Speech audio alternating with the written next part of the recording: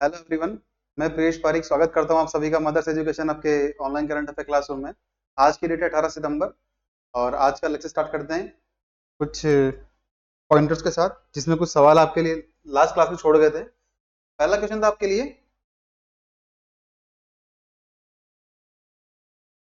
पहला क्वेश्चन था कि नेशनल मैरीटाइम हेरिटेज कॉम्प्लेक्स यानी राष्ट्रीय समुद्री विरासत कॉम्प्लेक्स ये किस शहर में, किस राज्य के अंदर बनाया गया है? तो ये इसका आंसर जो है वो है लोथल। क्या है? लोथल। जो कहाँ पर है? गुजरात के अंदर स्थित है। लोथल ध्यान रखिएगा, सिंधु घाटी सभ्यता का एक बंदरगाह भी है, पोत भी है। ठीक है। एक ये कहाँ स्थित है? लोथल गुजरात के अंदर है। ऐसा क्यों किया गया है? देखिए इसकी वजह क्या है। भारत सरकार चाहती है कि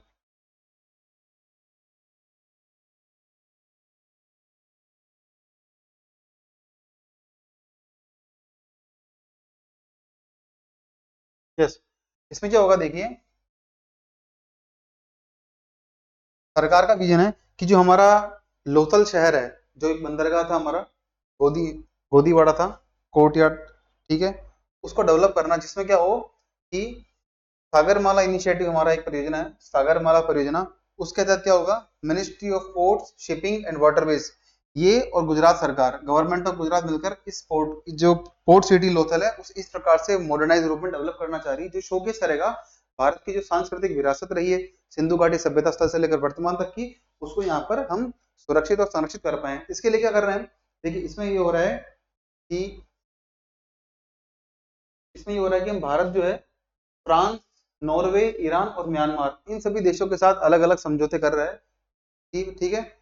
और ये क्या करेगा, it will showcase India maritime heritage from ancient to modern time. हम बात कर चुके हैं कि प्राचीन समय से लेकर वर्तमान समय तक की भारत की जो विरासत है, सांस्कृतिक और ऐतिहासिक विरासत है, उसको सुरक्षित भी करेगा और उसको शोकेस यानी प्रेजेंट भी करेगा फॉर द ग्लोबल कम्युनिटी। अब इसमें क्या होगा देखिए, एक इसमें होगा हाईएस्ट लाइट हाउस म्यूजियम, यानी एक लाइट हाउस म्यूजियम होगा सबसे ऊंचा, एक एक्वेटिक गैलरी होगी यानी जलीय जो गैलरी होती है हमारी, इसमें अलग अलग शोकेस होंगे आर्टिकल्स, और दूसरा होगा लार्जेस्ट नेवल म्यूजियम, यानी नौसेना का जो हमारा संग्रहालय है, म्यूजियम है, वो भी यहाँ पर डेवलप किया जाने वाला है एट दी लोथल।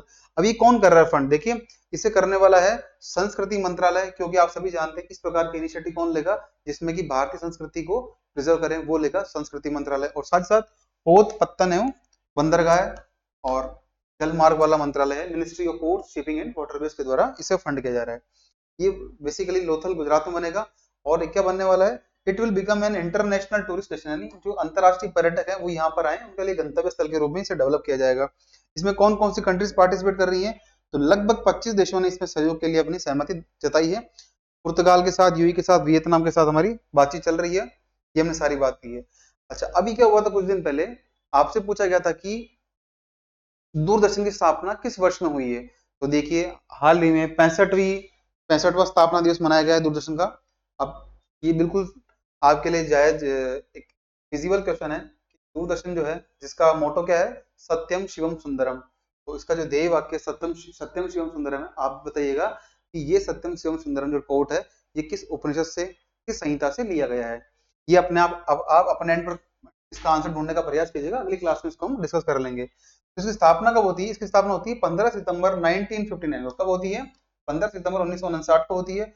और ध्यान रखिएगा, दूरदर्शन जो है भारत का एकमात्र चैनल था जिसने की ब्रॉडकास्टिंग एरा की, यानी ब्रॉडकास्टिंग की दुनिया में अपना पहला कदम रखा था। और उस समय तत्कालीन राष्ट्रपति थे डॉक्टर राजेंद्र प्रसाद जी, उसके उनके द्वारा इसका शुभारंभ किया गया था। कब? 15 सितंबर 1959, 15 सितंबर 1959 को। ठीक है। और इनिशियली क्या था कि ऑल इंडिया रेडियो है, उसी का हिस्सा था। कब तक? 1975 तक। लेकिन 1976 में क्या होता है कि इसे भेज दिया गया एक अलग विभाग के अंदर, जिसका नाम क्या था, under the ministry of information and broadcasting. तो बाद में क्या होता है, इसे ला दिया जाता है अंडर दी प्रसार भारती। तो प्रसार भारती के अंदर क्या क्या है, ऑल इंडिया रेडियो और दूरदर्शन, दो अभी हमारे पास प्रमुख डिविजन है। एक हमारा ये ऑटोनॉमस पब्लिक सर्विस ब्रॉडकास्टर है, भारत सरकार के अधीन, प्रसार भारती के अधीन, भारत सरकार के अंडर जो प्रसार भारती है, इसके अंदर दो हमारे अलग अलग डिविजन्स हैं। तो पहला तो क्या है, दूरदर्शन, डीडी, ठीक है, न्यूज पढ़ते हैं आप। दूसरा है हमारा ऑल इंडिया रेडियो, AIR, ये दो इसके भाग है किसके, प्रसार भारती के। इसके बारे में हम पहले ही पढ़ चुके हैं अर्लियर क्लासेस के अंदर, तो ज्यादा डिटेल में नहीं जाएंगे। तो भारत का जो है एक स्वायत्त संस्थान है, स्वायत्त सार्वजनिक सेवा प्रदाता कंपनी है, प्रदाता है कौन, प्रसार भारती के अंदर काम करने वाला दूरदर्शन। ये भारत का वर्तमान में लार्जेस्ट ब्रॉडकास्टिंग एंटिटी। क्यों, इसका मतलब ये वजह है, इसकी वजह क्या है, ये लगभग 35 सैटेलाइट चैनल को ऑपरेट करता है, जिसमें 6 तो हमारे कौन कौन से हैं, ऑल इंडिया चैनल है जो कि राष्ट्र भर में चलाए जाते हैं, 22 हमारे क्षेत्रीय चैनल है और एक हमारा अंतर्राष्ट्रीय चैनल है। कौन सा है, अंतर्राष्ट्रीय चैनल। क्लियर, ये सारी बात हमारे डीडी के बारे में है, दूरदर्शन के बारे में। अलग अलग इसमें देखिए आप, डीडी फ्री डिश सर्विस हमारे चलती है, जो कहाँ चलती है, जो चलती है टोडापुर दिल्ली में स्थित अर्थ स्टेशन से, यानी ठीक है, पृथ्वी केंद्र से। अच्छा, नेक्स्ट हमें बात की थी कि यूएन जनरल असेंबली, संयुक्त राष्ट्र महासभा के 79 सेशन के लिए किन्हें अध्यक्ष चुना गया है। So the president for the 79th session of UN General Assembly has been elected by the General Assembly। वो कौन है, फिलेमन यांग। फिलेमन यांग कौन है, ये कैमरून देश है, अफ्रीकी देश, वहां के क्या है, पूर्व प्रधानमंत्री हैं। तो आपके लिए क्या याद करना है, आपको याद करना है कि कैमरून देश के पूर्व प्रधानमंत्री हैं फिलेमन यांग, उनको चुना गया है 79 सेशन के जनरल असेंबली यानी संयुक्त राष्ट्र महासभा के 79 सेशन के लिए एज ए प्रेसिडेंट। और चुनाव कब हुए हैं, ये चुनाव हुए जून के अंदर। देखिए हर वर्ष क्या होता है, जब भी सितंबर के अंदर संयुक्त राष्ट्र महासभा का अधिवेशन होता है, उससे 3 महीने पहले उनके अध्यक्ष का यानी उस सभा के अध्यक्ष का चुनाव होता है। क्लियर, अब ये क्यों होता है, इसकी वजह क्या है, 3 महीने पहले इलेक्शन करने का बेसिक ऑब्जेक्टिव ये रहता है कि इन 3 महीनों के अंदर अपना एजेंडा बना ले, सभी राष्ट्रों को उसके लिए सहमति के लिए वो तैयार करने का प्रयास करें। कौन, फिलेमोन यंग, जो कि वर्तमान में 79 सेशन के प्रेसिडेंट बनने वाले हैं। अब इनसे पहले कौन थे, तो त्रिनिदाद एवं टोबैगो के व्यक्ति थे जिनका नाम है डेनिस फ्रांसिस। ये थे 78वें संयुक्त राष्ट्र महासभा अधिवेशन के अध्यक्ष के रूप में चुने गए थे। क्लियर, और ध्यान रखिएगा जो यूएन जनरल असेंबली है, यूएन है, इसका हेडक्वार्टर कहाँ है, ये है न्यूयॉर्क सिटी, जो है संयुक्त राज्य अमेरिका के अंदर। क्लियर, और वहीं पर इसके चुनाव होते हैं, किसके, अध्यक्ष पद के लिए। अच्छा, अब आपके लिए आज का पहला क्वेश्चन है जो है 4th re invest global renewable energy meet held in which city, यानी चौथा नवीकरणीय ऊर्जा निवेश वैश्विक नवीकरणीय ऊर्जा मीटिंग किस शहर में आयोजित हुआ है। तो देखिए बिल्कुल ये लाजमी सवाल है, बिल्कुल ऑप्टिमल क्वेश्चन है। इसका राइट आंसर जो ऑप्शन बी है, ऑप्शन सी है, विच इज गांधीनगर, गुजरात के अंदर हुआ है ये। अब ये क्या हुआ, देखिए चौथी बार ऐसा हुआ है कि हमने भारत में वैश्विक स्तर का जो एक समिट है, re invest global renewable energy meet, इसका ऑर्गेनाइजेशन किया है, इसका आयोजन किया है ministry of new and renewable energy, यानी जो नवीन एवं नवीकरणीय ऊर्जा मंत्रालय के द्वारा इसका आयोजन किया गया गुजरात के गांधीनगर शहर के अंदर। और स्पेसिफिक पूछा जाए कहाँ हुआ है, ये हुआ हमारा महात्मा मंदिर जो स्थित है गुजरात के गांधीनगर में, इस प्लेस पर ही इसका आयोजन किया गया है।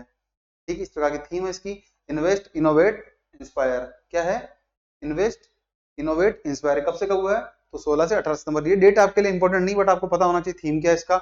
अब जो थीम है इसका री इन्वेस्ट समिट का, वो क्या करता है, वो अंडरस्कोर करता है, मतलब वो इस बात को बयां करता है कि भारत का जो रणनीतिक गोल है, स्ट्रेटेजिक गोल है, कि भारत जो है 2030 तक 500 गीगावाट मिशन को अचीव कर ले। कितना कर ले, नवीकरणीय ऊर्जा क्षेत्र के अंदर भारत का उत्पादन क्षमता कितनी हो, 500 गीगावाट, इसको हम अचीव कर ले बाय द ईयर 2030, जो हमारा सस्टेनेबल डेवलपमेंट गोल के अंदर भी एक हमने रखा है, पंचामृत में भी हमारा गोल है। ध्यान रखिएगा, इस मीटिंग में कहा गया है कि भारत जो है विश्व का चौथा ऐसा देश है रैंकिंग वाइज जहां पर नवीकरणीय ऊर्जा की जो स्थापित क्षमता है, कैपेसिटी है, उसमें भारत चौथा स्थान रखता है। So India is the 4th country according to the renewable energy capacity globally. और ये कहां पर है, इंस्टॉल्ड यानी अधिष्ठापित, यानी इतनी ऊर्जा क्षमता हमने स्थापित कर दी है। प्रोडक्शन होना अलग होता है, लेकिन अधिष्ठापित मतलब कैपेसिटी हमारी इंस्टॉल्ड है, उसे इंस्टॉल्ड हो गई उसके, लेकिन ऑपरेशन में नहीं आई वो। तो इंस्टॉल्ड कैपेसिटी कितनी हमारी, वो जितनी भी है वो हमारी दुनिया में 4th प्लेस पर भारत को लेकर आती है। क्लियर, ध्यान रखिएगा ये चौथा एडिशन है, इसका पहला एडिशन हुआ था 2015 में नई दिल्ली के अंदर, तो इसलिए आपको ऑप्शन में नई दिल्ली भी दिया गया था। ठीक है, ये जो समिट हुआ इसके अंदर 4 देश ऐसे हैं, जर्मनी, ऑस्ट्रेलिया, डेनमार्क और नॉर्वे, जो कि हमारे सहयोगी देश के रूप में भाग ले रहे हैं।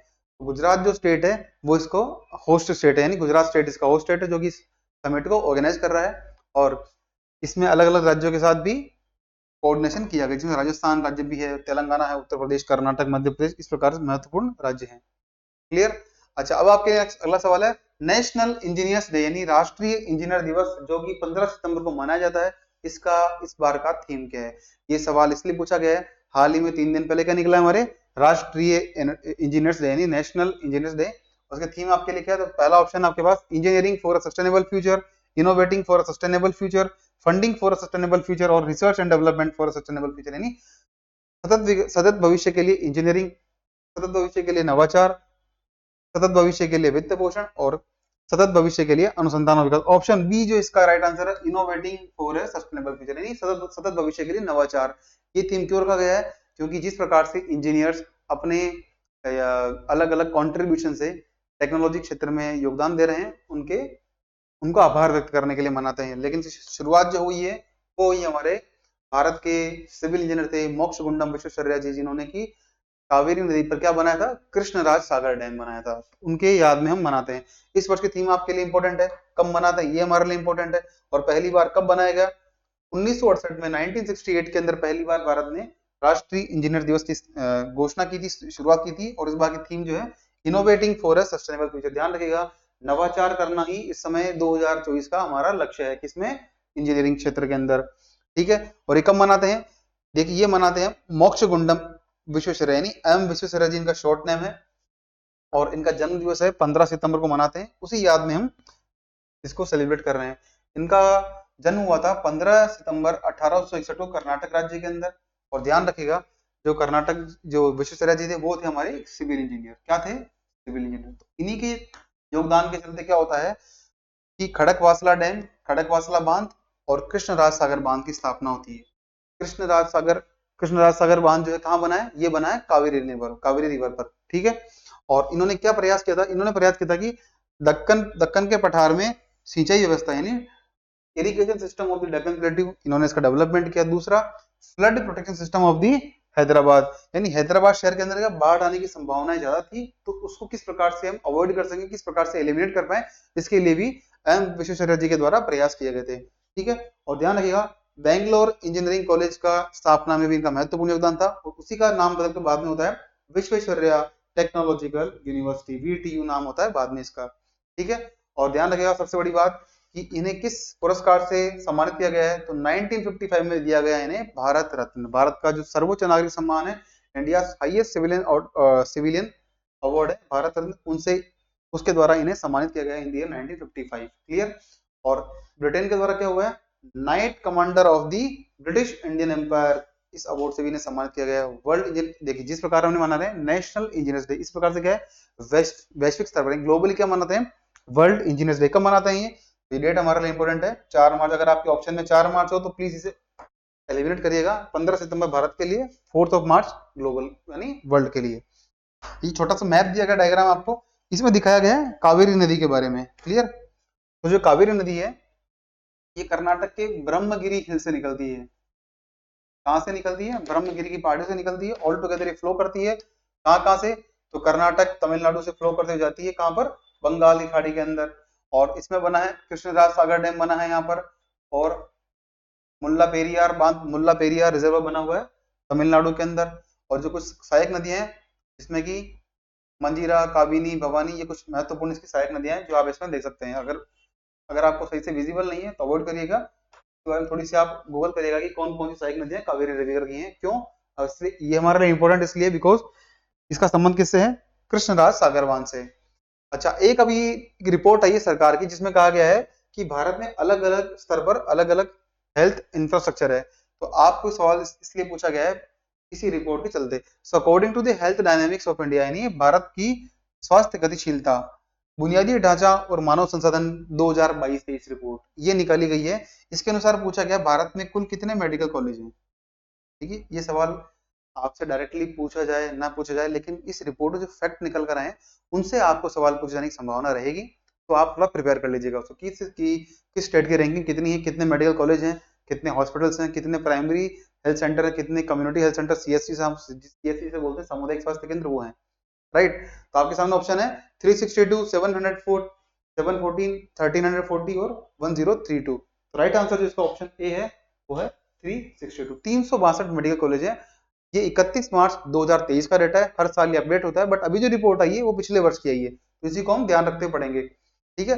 तो सेंट्रल गवर्नमेंट रिलीज की है, रिपोर्ट की है, इसका नाम है health dynamics in India, infrastructure and human resources 2022-23, यानी भारत में स्वास्थ्य गतिशीलता, मानव संसाधन और बुनियादी ढांचा रिपोर्ट 2022-23। अब इसमें क्या बताया गया है, इसमें बताया गया है कि भारत के अंदर कितने वर्क फोर्स है, कितने एएनएम, कितने नर्सिंग स्टाफ है, कितने और कितने डॉक्टर्स हैं, साथ ही साथ बताया गया हेल्थ का इंफ्रास्ट्रक्चर। तो हमारे लिए ये इंपॉर्टेंट है, ठीक है, क्योंकि आपसे कोई नहीं पूछने वाला कितने डॉक्टर हैं, कितना रेशियो है, वो नहीं पूछने वाला। कोई भी आपसे पूछा जाएगा कि भारत में कुल कितने हॉस्पिटल्स हैं या किस स्टेट की किसमें रैंकिंग है, ठीक है। तो ये 1992 से रिपोर्ट जारी होती है। कब से होती है? इन द ईयर 1992 पहली बार रिलीज होती है, और अब जो है इसका नया संस्करण आया हमारे पास तब 2022-23 का। अब इसके महत्वपूर्ण बिंदु क्या की हाईलाइट क्या देखिए, 31 मार्च 2023 तक भारत में कुल कितने थे? 714 डिस्ट्रिक्ट हॉस्पिटल, ठीक है। तो जो आपको ऑप्शन देखेंगे तो बी ऑप्शन था, ये क्या था? ये हमारे हैं डिस्ट्रिक्ट हॉस्पिटल्स, ये है हमारे मेडिकल कॉलेजेस। तो ये दो फिगर दिए गए, ये भी यहाँ पे किसी न किसी डेटा को लिया गया है फ्रॉम दी रिपोर्ट, क्लियर। तो 714 जिला स्तर के अस्पताल है हमारे पास। सर्वाधिक जो है उत्तर प्रदेश में, दूसरे मध्य प्रदेश, तीसरे नंबर पर केरल है। तो जो स्टूडेंट इन स्टेट से बिलोंग करते हैं वो अपने स्टेट की रैंकिंग जरूर ध्यान रखें, और ओवरऑल अगर आपको ध्यान रखना है तो पहली रैंकिंग ध्यान रखें, अदर स्टूडेंट्स उससे भी काम उनका चल सकता है। तो जो मान लीजिए कुछ स्टूडेंट यूपी से पढ़ रहे हैं, एमपी से, केरल से हैं, तो उन्हें इस स्टेट का रिपोर्ट, इन्हें इस स्टेट, उनके स्टेट, उनको अपने स्टेट की रैंकिंग याद करना जरूरी है। तो पहला यूपी, दूसरा एमपी, तीसरा केरल है in terms of district hospital. अगर हम बात करें सब डिविजनल हॉस्पिटल यानी उपखंड स्तर के जो हमारे हॉस्पिटल है वो कितने हैं? तो कुल 1340 है। नंबर ज्यादा कहां पर है? तमिलनाडु, कर्नाटक, मध्य प्रदेश में। तमिलनाडु, कर्नाटक, मध्य प्रदेश, ये सीक्वेंस रहेगा, इस ऑर्डर में याद करिएगा इसको आप। और 362 मेडिकल कॉलेज हैं। तो सर्वाधिक जो है वो फिर से मिलते हैं हमें उत्तर प्रदेश के अंदर, दूसरा मिलता है तमिलनाडु के अंदर, और तीसरा मिलता है राजस्थान के अंदर, जहां जहां पर है 41 कॉलेजेस, क्लियर। आपको ध्यान रखना है कुल जिला स्तरीय अस्पताल कितने हैं, मतलब किस राज्य में सर्वाधिक हैं, और सब डिविजनल हॉस्पिटल कहां पर सर्वाधिक हैं, और मेडिकल कॉलेज किस स्टेट में ज्यादा है, तो वो उत्तर प्रदेश के अंदर है, फिर तमिलनाडु में, फिर राजस्थान के अंदर है। भारत में कुल 1,69,615 उप स्वास्थ्य केंद्र है, जिसमें सर्वाधिक उत्तर प्रदेश में, दूसरे बिहार में है, ठीक है। और हम बात करें उत्तर प्रदेश की बात करें तो यहाँ पे सर्वाधिक ग्रामीण क्षेत्र के रूरल सब हेल्थ सेंटर जो है, यानी ग्रामीण क्षेत्र के उप स्वास्थ्य केंद्र सर्वाधिक है, और शहरी क्षेत्र की बात करें तो वो हमारे बिहार के अंदर है। ये एक अलग नया फैक्ट है जो कि इस रिपोर्ट में निकल कर आता है। और इस रिपोर्ट के अनुसार भारत में कुल 6,359 सामुदायिक स्वास्थ्य केंद्र थे, 6359। और अच्छा, अब जो है मेन बात ये कि प्राथमिक स्वास्थ्य केंद्र की बात करें तो वो लगभग 31,882। ये फिगर कोई नहीं पूछने वाला। अब आपके लिए काम की बात क्या है कि ग्रामीण क्षेत्रों में जो स्वास्थ्य केंद्र हैं, कौन से प्राथमिक स्वास्थ्य केंद्र, उनकी संख्या शहरी क्षेत्रों से ज्यादा है। बिल्कुल होने वाली बात है, शहरों के अंदर जो हमारा इंस्टीट्यूशनल स्ट्रक्चर है हेल्थ सेक्टर का वो काफी सुदृढ़ होता है, गांवों के अंदर सुविधा नहीं मिलती है। तो प्राथमिक स्वास्थ्य केंद्र कहाँ बनेंगे? ऑब्वियस सी बात है, बनने वाले हैं ग्रामीण क्षेत्रों के अंदर। मेजोरिटी जो है वो गांव ग्रामीण क्षेत्रों के अंदर है। अच्छा, नेक्स्ट क्वेश्चन आपके लिए ऑपरेशन सद्भावना। ये अच्छा क्वेश्चन पूछा गया आपसे कि ऑपरेशन सद्भावना जो है किस कारण से लॉन्च किया गया था।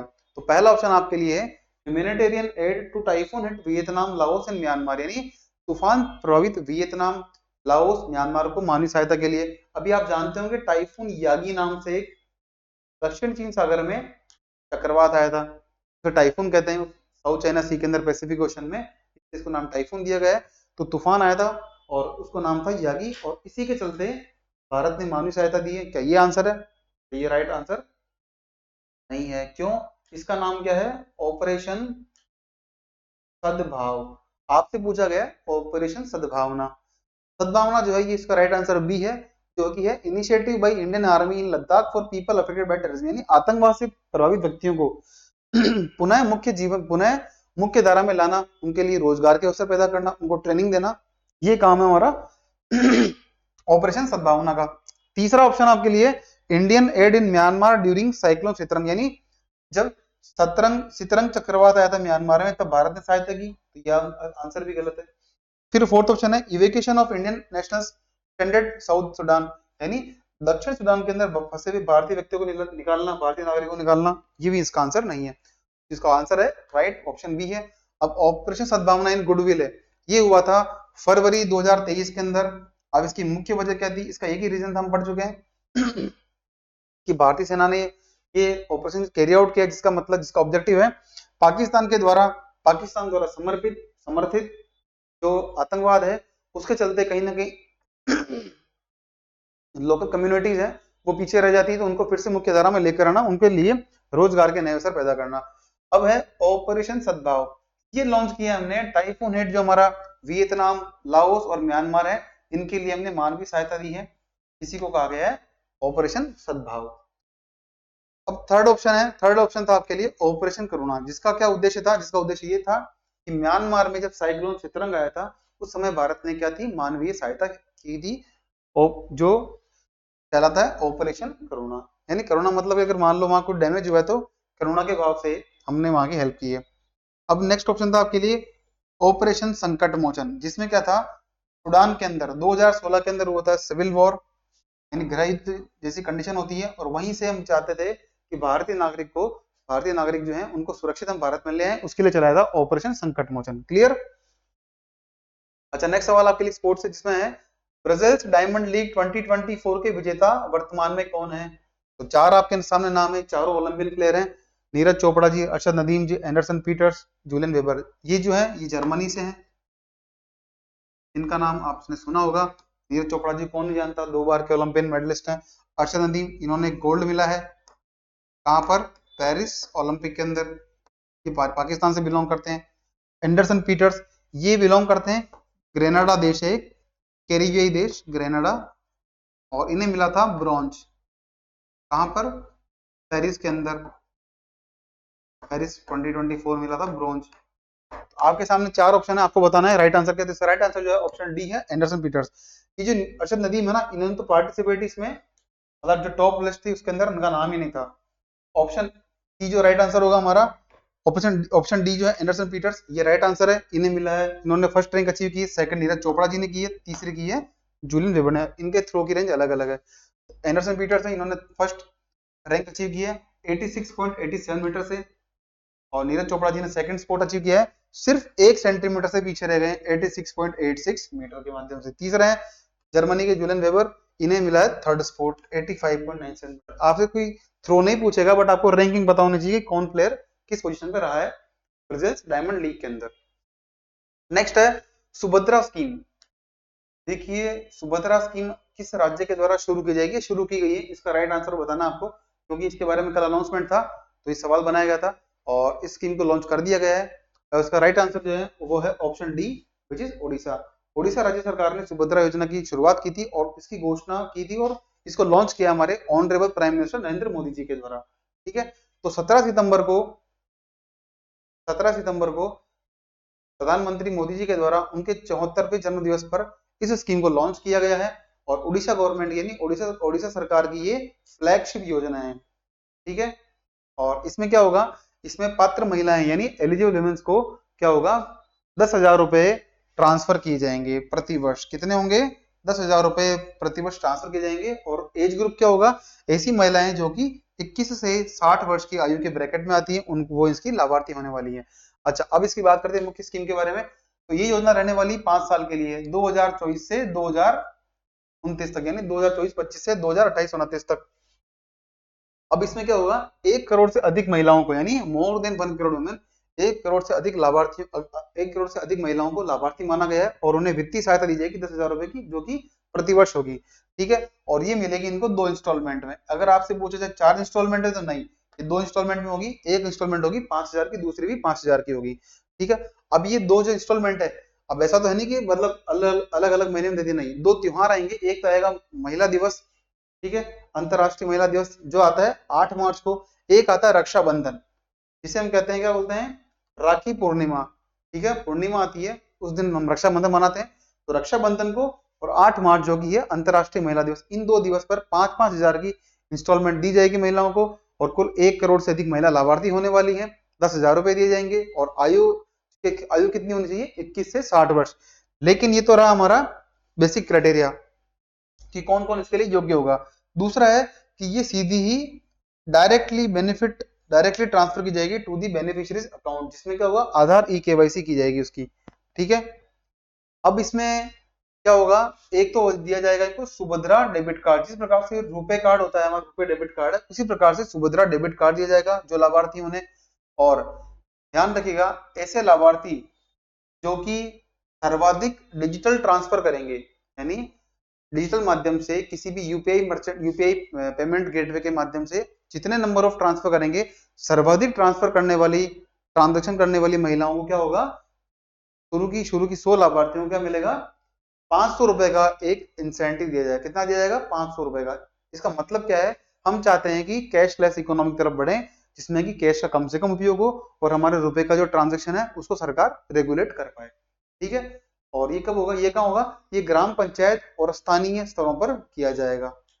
राइट, अब इसमें कौन कौन सी महिलाएं इसके लाभार्थी नहीं होगी, ऐसी महिलाएं, ऐसे परिवार जो कि इनकम टैक्स पे कर रहे हो, क्या कर रहे हो, और इकोनॉमिकली वेल ऑफ हो, यानी मतलब आर्थिक रूप से सक्षम परिवार हो, सरकारी कर्मचारी हो, इनकम टैक्स पे कर रहे हो, या फिर ऐसी महिलाएं जिन्हें क्या हो रहा हो, किसी न किसी अन्य सरकारी योजना के माध्यम से 1500 रुपए प्रति माह या उससे अधिक की राशि, या सालाना 18,000 रुपए या उससे अधिक की राशि प्राप्त हो रही है, वो महिलाएं इसकी लाभार्थी नहीं होगी। कौन कौन नहीं होगी, सरकारी कर्मचारी नहीं होंगे, आर्थिक रूप से सक्षम परिवार नहीं होंगे, और ऐसी महिलाएं जो कि टैक्स पे कर रही हैं वो नहीं होगी, और जिन महिलाओं को किसी अन्य सरकारी योजना के माध्यम से सालाना 18,000 या उससे अधिक रुपए प्राप्त हो रहे हैं, यानी प्रतिमाह 1500 रुपए, वो इसके लिए योग्य नहीं मानी जाएगी। अब आपके लिए सवाल बनता है, उड़ीसा के मुख्यमंत्री कौन है, तो वो है मिस्टर मोहन चरण मांझी जी। कौन है, श्री मोहन चरण मांझी जी। नेक्स्ट आपके लिए क्वेश्चन है स्वीप प्रोग्राम से। ठीक है, हमारा sweep, systematic voters education and electoral participation programme. आपसे पूछा गया है, सुव्यवस्थित मतदाता शिक्षा एवं निर्वाचक सहभागिता कार्यक्रम स्वीप किस वर्ष शुरू किया गया था। देखिए, ये जो प्रोग्राम है ये शुरू किया गया है इलेक्शन कमीशन ऑफ इंडिया, यानी भारतीय निर्वाचन आयोग के द्वारा। इसका बेसिक उद्देश्य है कि सभी वोट देने वाले नागरिकों को इस बारे में जागरूक किया जाए कि उनका मत जो है वो कितना महत्व रखता है भारतीय लोकतंत्र के अंदर। तो इसकी शुरुआत जो होती है वो होती है वर्ष 2009 के अंदर। कब होती है, वर्ष 2009 के अंदर। ऑप्शन सी जो हमारा राइट आंसर इसका।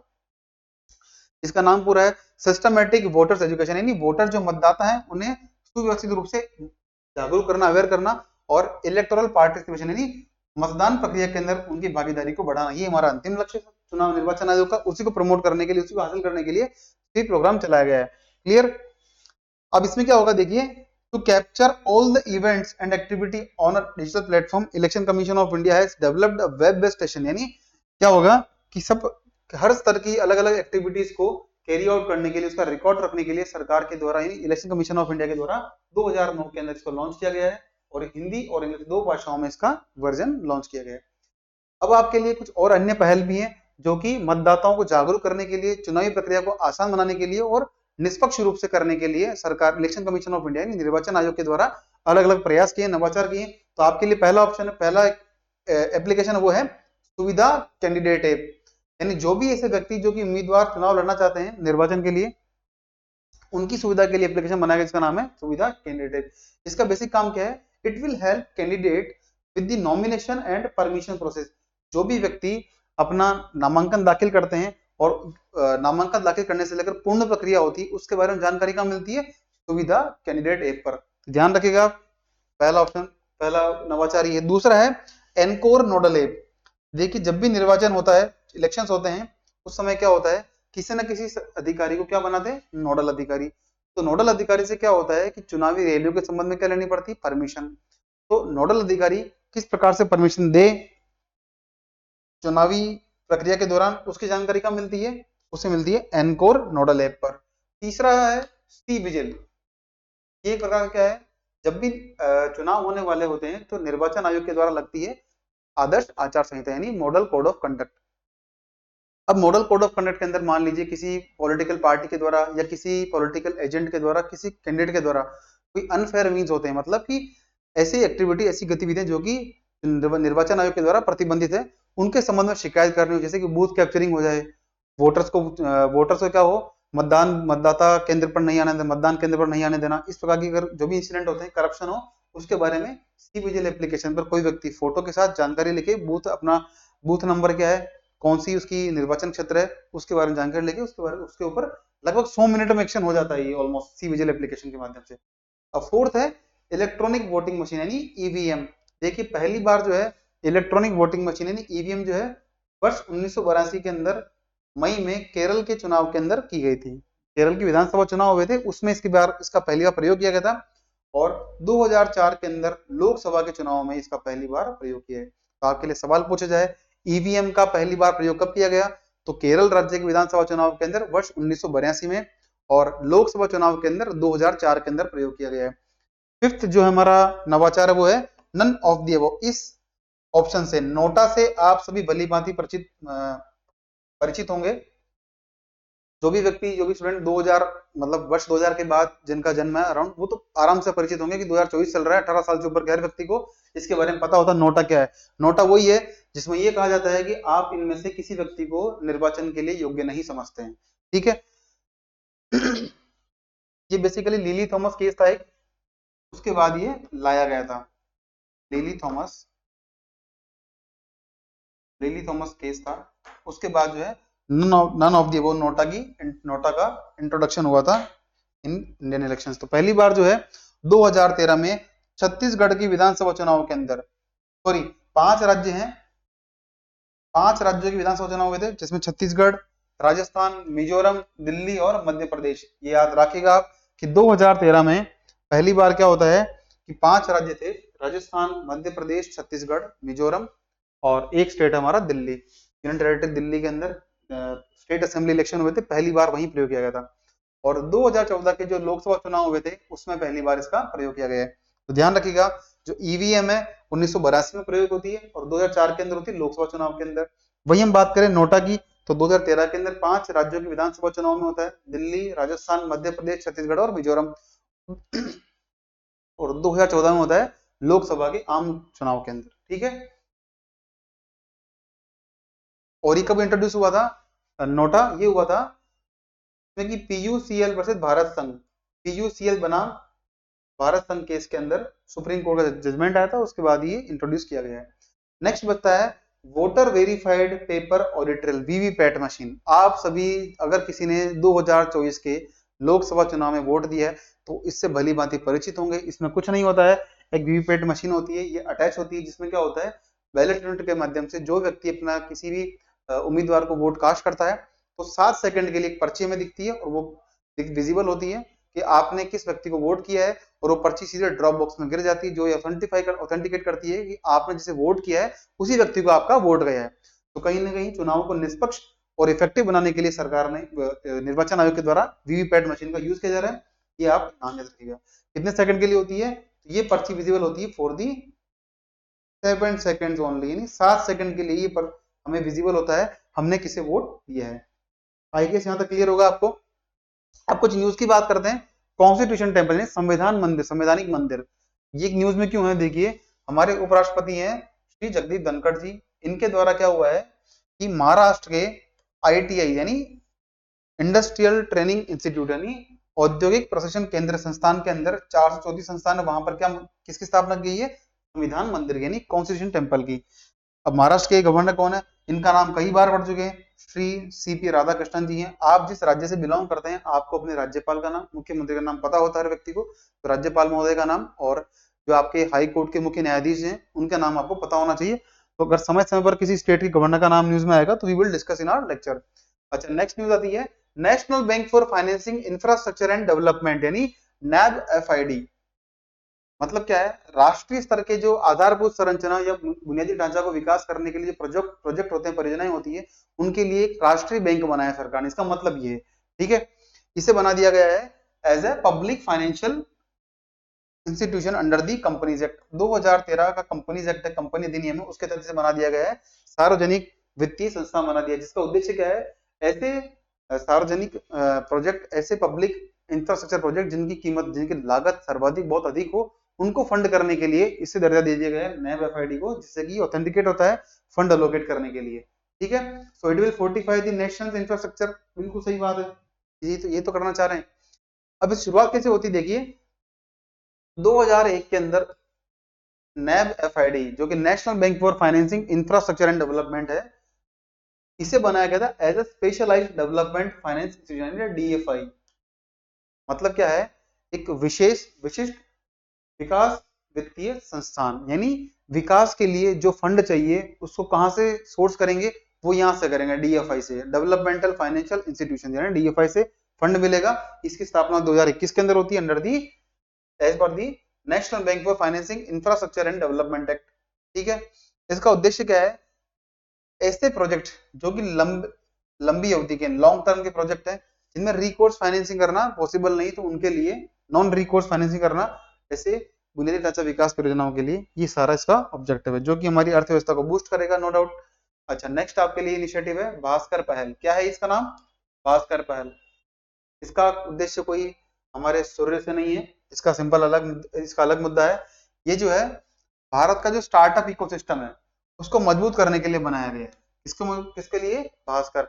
आप सिंपल ऐसा देखिए, जो हमारे सनराइज इंडस्ट्रीज हैं उसमें क्या होता है कि ऐसे उद्योग जिनमें की विकास की अधिक संभावना है उन्हें कहते हैं सनराइज इंडस्ट्री। अब वैसे आप कोरिलेट करिएगा भास्कर। भास्कर मतलब जो हम क्या कर रहे हैं, हमारा स्टार्टअप इकोसिस्टम, यानी स्टार्टअप के संबंध में जो भी हमारा सिस्टम है उसको डेवलप करना चाह रहे हैं, उसके लिए भास्कर है। तो क्या है, किसने लॉन्च किया है, department for promotion of industry and trade, internal trade, DPIIT के द्वारा एक प्लेटफॉर्म बनाया गया है जो कि हमारा है, it is a kind of digital platform which will promote the India startup ecosystem.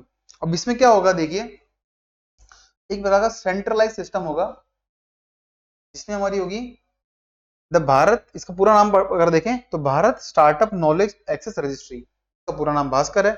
अब इसका उद्देश्य क्या है, to centralise, streamline and enhance collaboration among the key stakeholders, यानी भारत में उद्यमिता के विकास के लिए जो जो विभाग, जो जो संस्थान उत्तरदायी हैं, उनको क्या करना, उनको एक ही केंद्रीकृत पोर्टल पर लेकर आना, जिससे कि जो स्टार्टअप करना चाहते हैं उनके लिए एक्सेस अच्छे से मिल पाए। ये है भास्कर का उद्देश्य। ठीक है, तो Bhaskar will bridge the gap between startups, investors, mentors and other stakeholders, कि जो जो व्यक्ति, जो जो संस्थान इन स्टार्टअप को बूस्ट करते हैं as a incubator, as a financer, as a technology provider, उन सभी को एक प्लेटफॉर्म पर लेकर आना, ये काम किसका है, भास्कर का है। अच्छा, अब हमने कुछ दिन पहले बात की थी 8th इंडिया वाटर वीक की, यानी 8वां भारतीय जल सप्ताह 2024, जो कब होगा, ये होने वाला था 17, 18, 19, 20 को, और 4 दिन का इवेंट है ये। इसकी शुरुआत कौन करेंगे, किसके द्वारा की गई है, तो प्रधान राष्ट्रपति द्रौपदी मुर्मू जी हैं, इनके द्वारा इसका इनॉग्रेशन किया गया है। ठीक है, इसमें लगभग 40 देशों के अलग अलग पार्टिसिपेंट भाग लेने वाले हैं। और इसे कौन, इस बार एक खास बात क्या है, तो मिनिस्ट्री ऑफ पंचायती राज, यानी पंचायती राज मंत्रालय भी जो है इसके अंदर पार्टिसिपेट कर रहा है एज दी पार्टनर मिनिस्ट्री, यानी सहयोगी मंत्रालय कौन है, तो पंचायती राज मंत्रालय है। इसका बेसिक ऑब्जेक्टिव क्या है, इसका उद्देश्य है भारत की ग्राम पंचायत में, जितनी भी ग्राम पंचायत हैं वहां पर किस प्रकार से जल का संरक्षण हो रहा है, वाटर कंजर्वेशन हो रहा है, रेन वाटर हार्वेस्टिंग यानी जो वर्षा जल का संचयन है वो किस प्रकार कर रहे हैं, ग्राउंड वाटर रिचार्ज यानी जो भूमिगत जल है उसका पुनर्भरण किस प्रकार कर पा रहे हैं, वाटर डिस्ट्रीब्यूशन यानी जल का किस प्रकार से वितरण करते हैं वो तकनीक, और राशनिंग इन वाटर डिस्ट्रीब्यूशन यानी किस प्रकार से बिल्कुल बराबर से हम जो है अलग अलग उपयोगकर्ताओं को जल का वितरण करते हैं। इस प्रकार की तकनीक का डिस्कशन होगा इस इंडिया वाटर वीक 2024, जो कि 8वां संस्करण है। नेक्स्ट हम बात करें ग्लोबल साइबर सिक्योरिटी इंडेक्स। आपके लिए 2-3 बातें काम की, यहाँ से ज्यादा इसको डिटेल में मत पढ़िएगा। पहला तो इसे रिलीज कौन करता है, तो it is release by the international telecommunication union, ITU जो है इसे रिलीज करता है। Global cyber security index GCI कौन करता है, ITU करता है।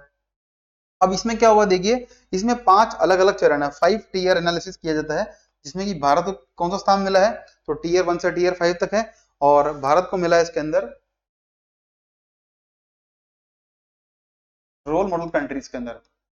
रोल मॉडल कंट्रीज वो हैं जो शोकेस करती हैं कि उनके द्वारा जो जो भी एग्जाम्पल सेट किए गए उनको अन्य देश अपना सकते हैं। कुल 46 कंट्रीज हैं जो कि रोल मॉडल कंट्रीज में आती हैं, और ये आती हैं टीयर 1 के अंदर, यानी प्रथम चरण के कंट्रीज कहलाती हैं। मतलब the countries demonstrating a strong commitment to all 5 cyber security pillars, यानी इस जो ग्लोबल साइबर सिक्योरिटी इंडेक्स से 5 अलग अलग स्तंभ हैं, उन 5 सभी स्तंभों पर ये देश अच्छे से परफॉर्म कर पा रहे हैं, वो कहलाते हैं टीयर 1 कैटेगरी के अंदर। जो जिस प्रकार से कम करते जाएंगे वो अलग अलग चरण में आएंगे। अब इसकी बात क्या है, 2021 से विश्व के सभी क्षेत्रों ने जो है क्या किया है, इंप्रूवमेंट शो किया है, यानी उन्होंने सुधार इसमें शो किया है। ठीक है, इतनी सारी बात है।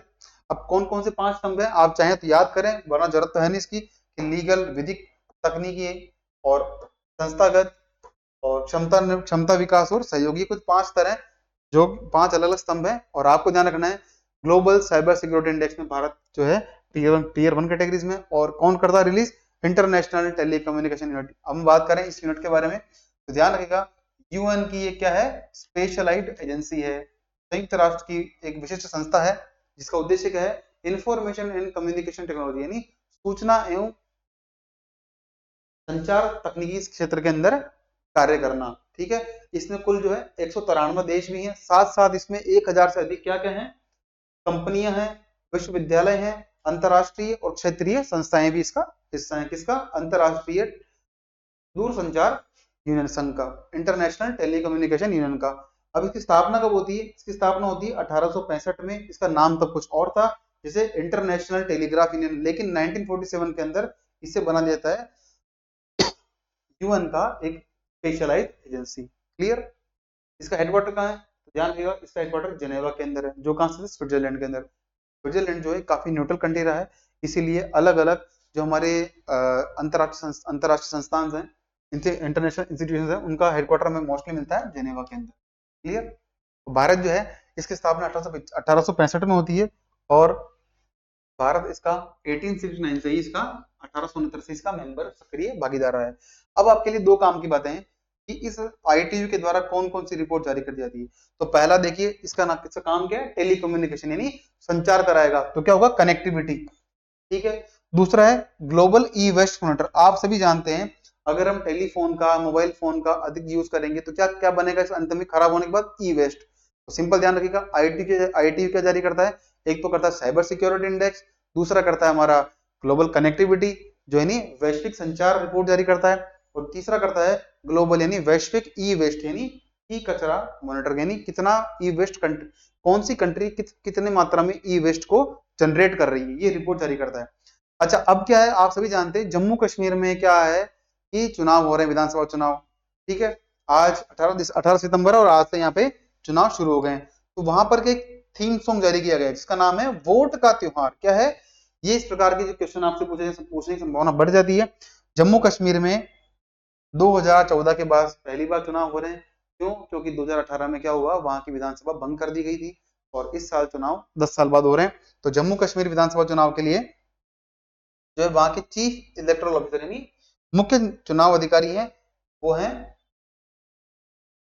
पीके पॉल हैं, सॉरी पीके पॉल है। इनके द्वारा एक थीम सॉन्ग जारी किया गया जिसका नाम है वोट का त्योहार। क्या नाम है? वोट का त्योहार। ये आप याद रखिएगा। ये सिंपल कुछ नहीं करता है, ये इतना ही करता है कि भी लोगों को जागरूक करे, अवेयर करे कि आप अपना मत दीजिए, मत दीजिए, अपनी सरकार चुनिए। लोकतंत्र की जो सबसे बड़ी खूबी है, हर व्यक्ति को मत देने का अधिकार होता है जिसकी आयु 18 वर्ष से अधिक है, और इसको पूरा करना है। जम्मू कश्मीर में 3 चरण में चुनाव पूरे होंगे, ये आप ध्यान रखिएगा। अब ये थीम सॉन्ग बनाया किसने? एक संस्थान है जिसका नाम है रंग युग। क्या नाम है? रंग युग। ये हमारा परफॉर्मिंग आर्ट ऑर्गेनाइजेशन है जिसने इस गाने को बनाया, संगीत को बनाया है। अच्छा, एक है ना आपके लिए एक छोटा सा पॉइंटर है, वो है हमारा रामनाथ कोविंद जी के बारे में। रामनाथ कोविंद पैनल। देखिए, ये न्यूज हम इसलिए पढ़ रहे हैं, क्या हुआ है कि हमारे जो केंद्रीय कैबिनेट मंत्री हैं अश्विनी वैष्णव जी, उनके द्वारा कहा गया है कि रामनाथ कोविंद जी की अध्यक्षता में एक पैनल बनाया गया। रामनाथ कोविंद जी आप सभी वाली बात परिचित होंगे, ये भारत के पूर्व राष्ट्रपति भी रहे हैं, और उनकी अध्यक्षता में वन नेशन वन इलेक्शन के लिए यानी एक राष्ट्र एक चुनाव के लिए क्या बनाई गई है? कमेटी बनाई गई थी। तो इनका काम था कि वन नेशन वन इलेक्शन पर अपनी एक डिटेल्ड यानी विस्तृत रिपोर्ट प्रस्तुत करें सरकार को। तो लगभग 18,000 पेज के आसपास की रिपोर्ट सबमिट की है, और उसमें कहा गया है कि हमें क्या करना चाहिए? वन नेशन वन इलेक्शन यानी एक राष्ट्र एक चुनाव को जो है इंप्लीमेंट करना चाहिए।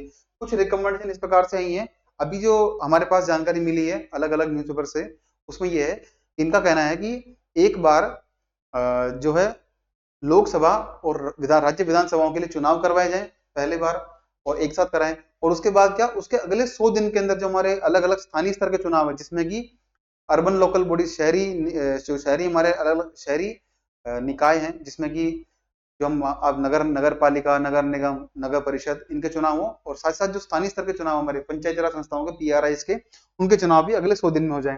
ठीक है, पहला तो हो गया 100 डेज के वाला।